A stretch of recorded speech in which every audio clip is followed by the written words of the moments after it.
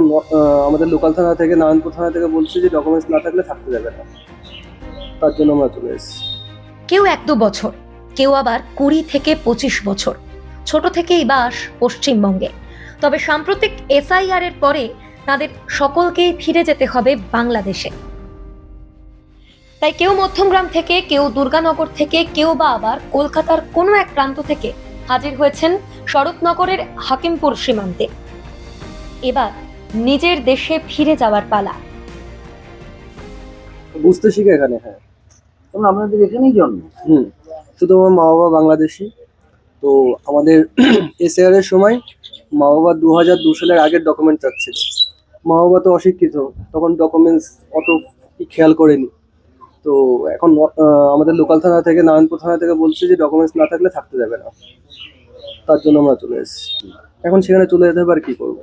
আমরা তো ছোটবেলা থেকে এখানেই বড় হয়েছি, এখানে কাজকাম করছিলাম।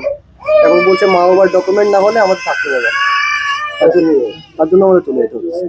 দুর্গানগর থেকে। কলকাতা দুর্গানগর। বাংলাদেশে বাড়ি করছে? বাংলাদেশে কেশবপুর থানায়। কেশবপুর থানায়? কত বছর আগে এসেছিলেন? এই 2.5 বছর। 2.5 বছর? ও, এই ভোটার কার্ড, আধার কার্ড? না, কিছুই নেই। কোনো দালাল মারফত এসেছিল? হ্যাঁ, দালাল মারফত। কত টাকা দিতে হয়েছিল? ওই 10,000।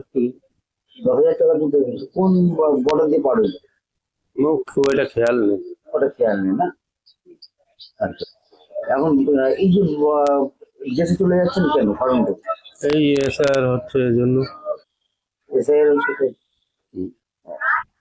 যদিও হাকিমপুর সীমান্তে মঙ্গলবারের তুলনায় বুধবার বাংলাদেশিদের ভিড় অনেকটাই কম চোখে পড়েছে। বুধবার আনুমানিক 70 জন সীমান্তে ছিলেন, যারা অপেক্ষা করছেন নিজের দেশে ফিরে যাওয়ার। বহুদিন এদেশে থাকলেও পরিচয়পত্র এবং অন্যান্য নথি তারা তৈরি করে উঠতে পারেননি, তাই এবার ফিরতেই হচ্ছে ওপার বাংলায়।